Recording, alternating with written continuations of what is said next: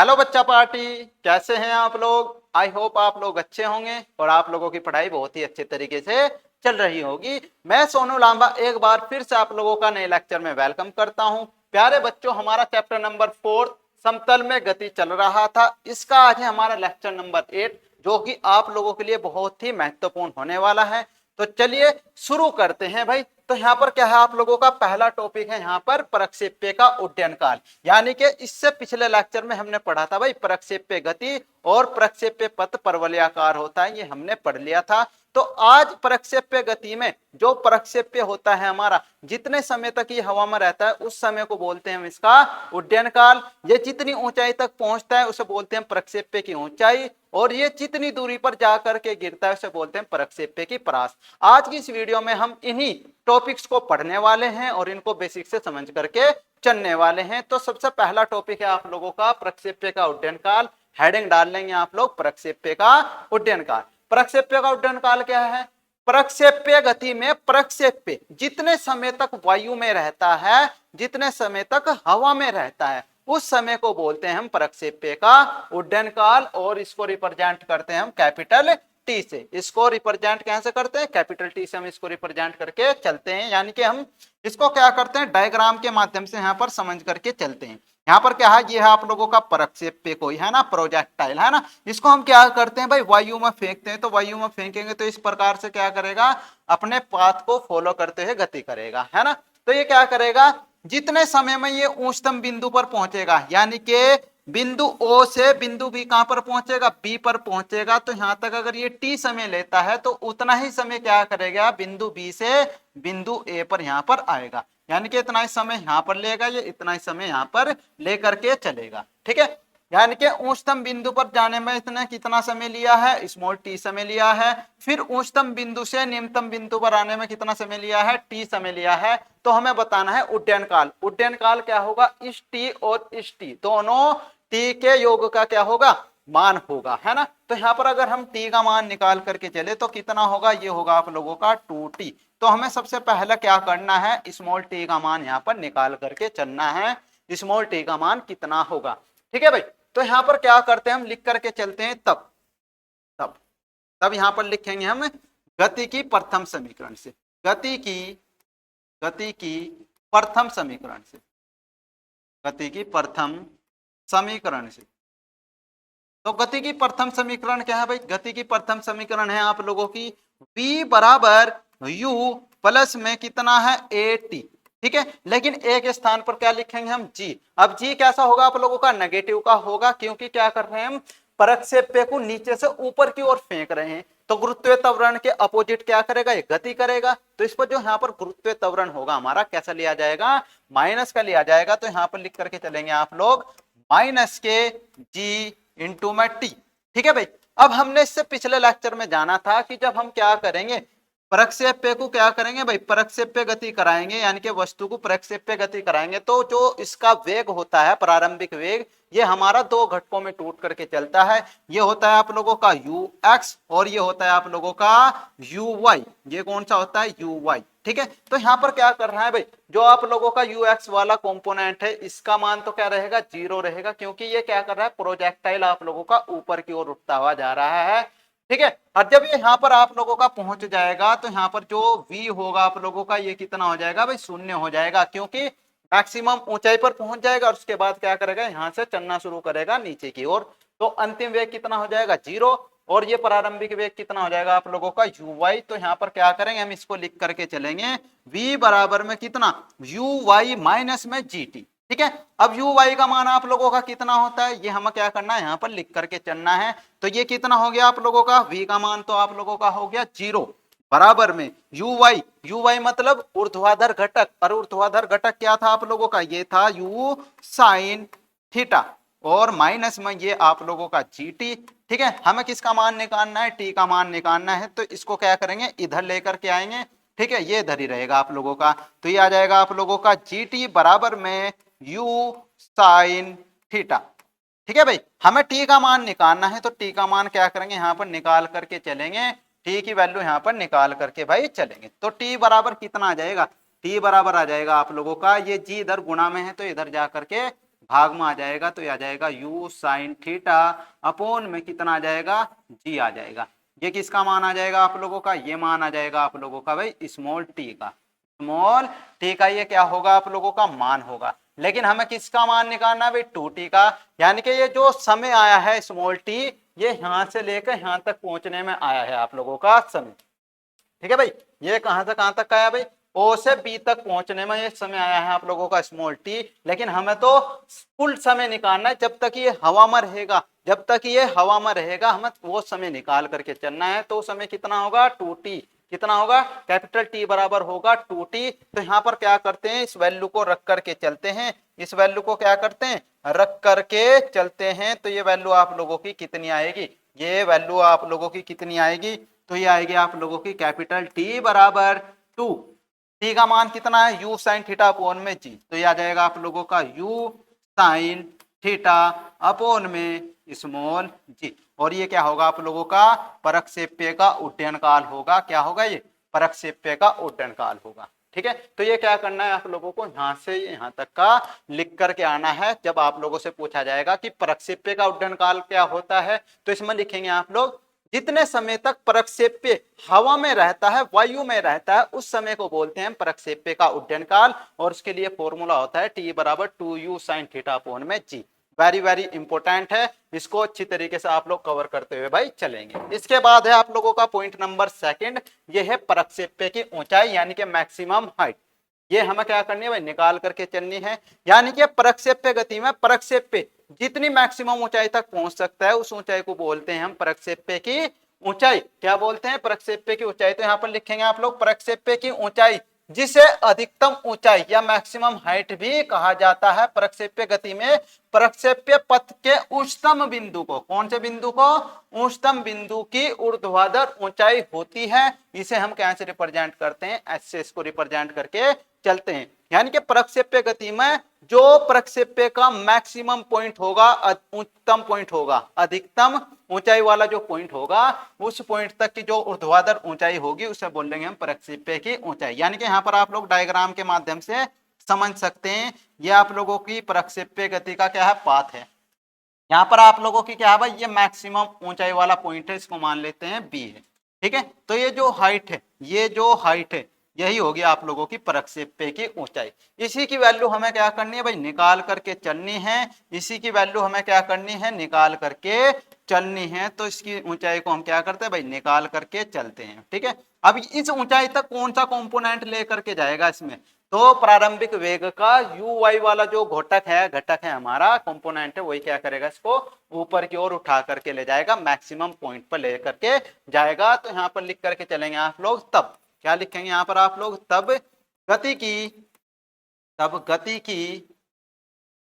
तृतीय समीकरण से, तब गति की तृतीय समीकरण से।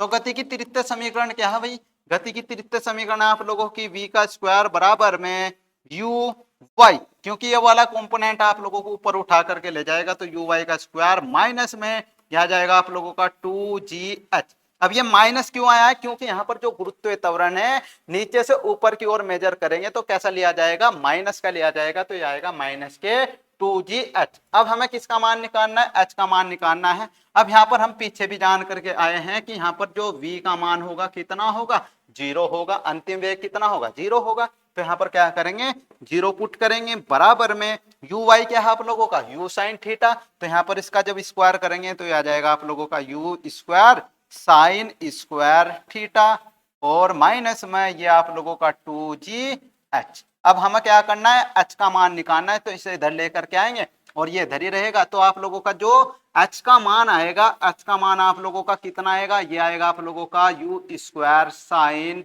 स्क्वायर थीटा अपॉन में ये 2g क्या होगा भाई इसके बटे में आ जाएगा। तो ये क्या होगा आप लोगों का ऊंचाई का मान होगा, यही क्या होगा ऊंचाई का मान होगा। ये बात यहाँ तक की क्लियर, यहाँ तक की बातें आप लोगों को क्लियर है ना भाई, यहाँ तक की बातें आप लोगों को क्लियर है। ये क्या होगी भाई अधिकतम ऊंचाई होगी, ये क्या होगी अधिकतम ऊंचाई होगी। ठीक है, तो ये होगा प्रक्षेप्य की ऊंचाई के लिए सूत्र। ठीक है, प्रक्षेप्य की ऊंचाई के लिए सूत्र। ठीक है, अब इसमें भी यहाँ पर आप लोग क्या करेंगे, एक ट्विस्ट जान करके चलेंगे। ठीक है, जैसे हमारे पास क्या है भाई, ऊंची कूद कूदने वाला एक खिलाड़ी है, ऊंची कूद कूदने वाला एक खिलाड़ी है, तो वो अपने आप को किस एंगल पर उछाले कि वो अधिकतम ऊंचाई तक कूद सके। तो ये क्वेश्चन आप लोगों का एग्जाम में बनता है, बहुत ही प्यारा सा ये आप लोगों का क्वेश्चन है। तो इसको क्या करते हैं, यहाँ पर समझ करके चलते हैं। यहाँ पर लिखेंगे आप लोग, यहाँ पर क्या करेंगे आप लोग, एक नोट लिख करके चलेंगे। आप लोग क्या करेंगे, एक नोट लिखेंगे, बहुत ही प्यारा सा आप लोगों का ये नोट होगा। तो यहाँ पर लिखेंगे आप लोग, यदि, क्या लिखेंगे आप लोग यहाँ पर, यदि थीटा बराबर कितना हो, थीटा बराबर हो आप लोगों का 90 डिग्री, तो साइन 90 का मान कितना होगा भाई, साइन 90 की जो वैल्यू होगी आप लोगों की वो कितनी होगी, ये होगी आप लोगों की 1। ये कितनी होगी, 1 होगी। तो जब ये 1 होगी तो यहाँ पर क्या करेंगे भाई, साइन स्क्वायर थीटा, थीटा की जगह पर क्या करेंगे 90 डिग्री मान रखेंगे, तो कितना हो जाएगा 1। तो जो आप लोगों की मैक्सिमम हाइट आएगी, जो आप लोगों की मैक्सिमम हाइट आएगी, तो तब यहां पर लिखेंगे आप लोग, तो तब जो मैक्सिमम हाइट आएगी आप लोगों की, मैक्सिमम हाइट ये किसके बराबर आएगी, ये आएगी आप लोगों की यू स्क्वायर अपॉन में 2g के बराबर आएगी। ये क्या होगी, मैक्सिमम ऊंचाई होगी। ठीक है, यानी कि अगर व्यक्ति क्या करता है, अपने आप को खिलाड़ी क्या करता है, 90 डिग्री के कोण पर अपने आप को उछालता है, तो वो मैक्सिमम ऊंचाई पर क्या करेगा भाई, कूद सकता है। तो यहाँ पर लिख करके चलेंगे आप लोग, ये यहाँ पर लिख करके चलेंगे आप लोग, यही कारण है कि, यही कारण कारण है कि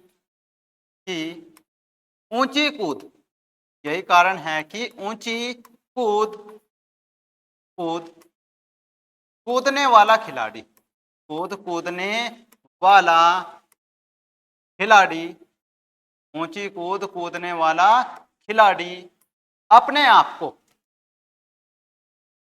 खिलाड़ी अपने आप को, अपने आप को आपको ऊंची कूद कूदते समय, ऊंची कूद कूदते समय, कूदते समय 90 डिग्री के एंगल पर, 90 डिग्री के कोण पर, 90 डिग्री के कोण पर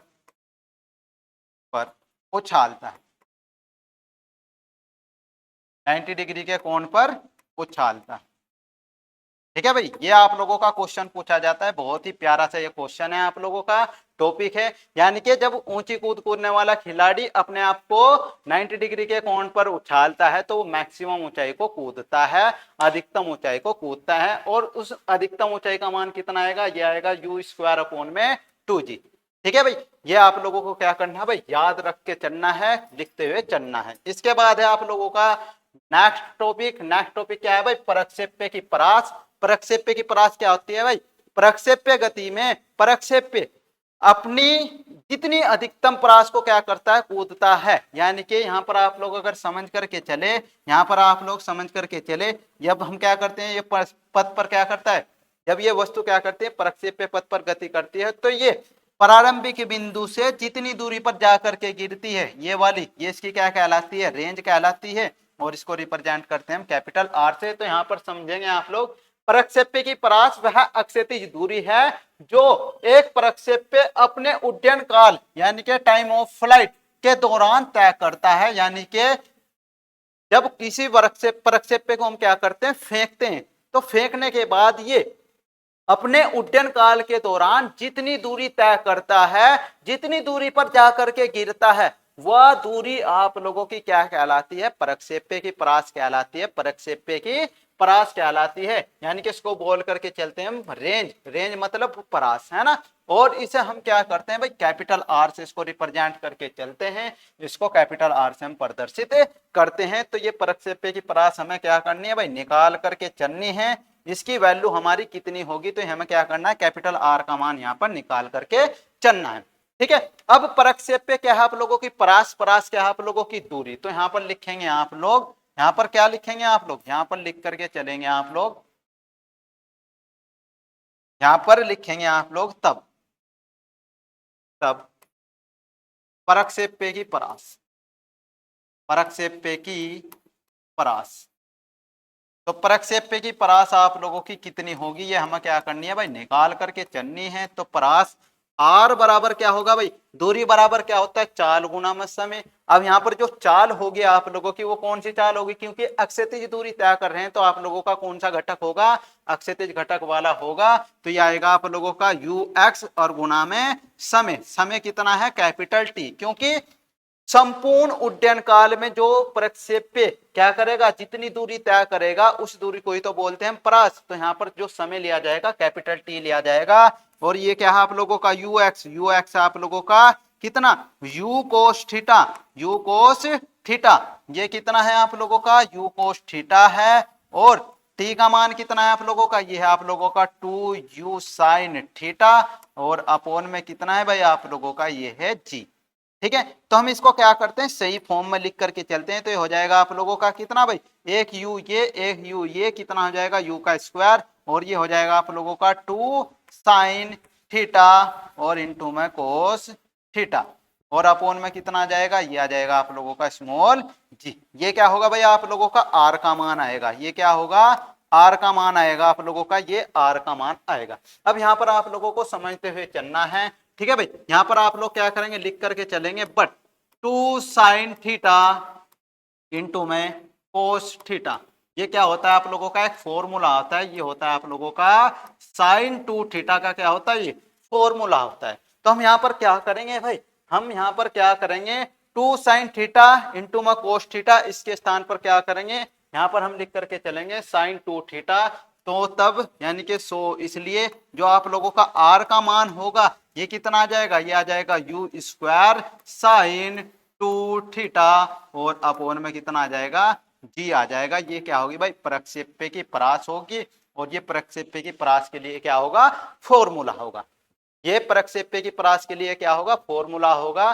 तो यहाँ पर क्या करते हैं भाई, अब यहाँ पर हम क्या करते हैं, जान करके चलते हैं। अगर हमें क्या करनी है, किसी खिलाड़ी से लंबी कूद कुदवानी है कि वो मैक्सिमम परास को क्या कर सके, तय कर सके, तो उसे अपने आप को किस एंगल पर उठाना चाहिए, उसे अपने आप को किस एंगल पर कूदना चाहिए कि वो मैक्सिमम परास या मैक्सिमम रेंज को कूद सके। तो यहाँ पर क्या करेंगे, इसको जान करके आप लोग चलेंगे, इसको पढ़ करके आप लोग चलेंगे। यानी कि यहाँ पर क्या करना है, लिखना है आप लोगों को नोट, क्या लिखना है भाई, नोट। और ये नोट भी आप लोगों का बहुत ही प्यारा होने वाला है, बहुत ही इंपॉर्टेंट ये आप लोगों का नोट होने वाला है। इसमें क्या लिखेंगे आप लोग, यदि, इसमें क्या लिखेंगे, यदि थीटा बराबर कितना हो जाए भाई, 45 डिग्री हो जाए, कितना हो जाए, 45 डिग्री, कितना हो, 45 डिग्री हो, तो यहां पर क्या करेंगे भाई, साइन 45 का मान रखेंगे। तब आर बराबर कितना होगा, तो आर बराबर कितना होगा, ये होगा आप लोगों का यू का स्क्वायर साइन, साइन ये कितना भाई 2 थीटा है ना, तो 45 दूनी कितना हो जाएगा, 90 हो जाएगा, 45 दूनी कितना हो जाएगा, 90 डिग्री, और अपोन में कितना हो जाएगा जी। और साइन 90 का मान कितना होता है, साइन 90 की वैल्यू कितनी होती है, 1 होती है। तो आर का मान कितना आ जाएगा आप लोगों का, आर का मान आप लोगों का कितना आ जाएगा, तो आर बराबर आ जाएगा आप लोगों का कितना, ये आ जाएगा आप लोगों का यू का स्क्वायर, और अपोन में कितना बचेगा, सिर्फ स्मॉल डी बचेगा। ये क्या होगा आप लोगों का, प्रक्षेप्य की रेंज होगी। ये क्या होगी भाई, प्रक्षेप्य की रेंज होगी, और ये क्या होगी, मैक्सिमम होगी। ये क्या होगी, मैक्सिमम होगी। तो मैक्सिमम ही हम इसको क्या करेंगे, लिख करके चलेंगे, इसको हम क्या करेंगे, मैक्सिमम ही लिख करके हम चलेंगे। ठीक है भाई, तो ये होगी आप लोगों की जो परास, ये होगी आर मैक्सिमम, मैक्सिमम का मतलब अधिकतम है ना, तो ये आर मैक्सिमम होगी, क्योंकि हमने क्या किया है, यहाँ पर हमने लिया है कौन कितना, 45 डिग्री। हमें क्या करनी है, खिलाड़ी को लंबी कूद कुदवानी है, तो वो अपने आप को 45 डिग्री के कोण पर उछालेगा। ठीक है, और जब 45 डिग्री के कोण पर उछालेगा तो उसकी मैक्सिमम परास कितनी आ जाएगी, यू स्क्वायर अपोन में जी। यहाँ पर लिख करके चलेंगे आप लोग, यहाँ पर आप लोग लिखेंगे, इसके बाद लिखेंगे आप लोग, यही कारण है कि, यही कारण है कि, यही कारण है कि लंबी कूद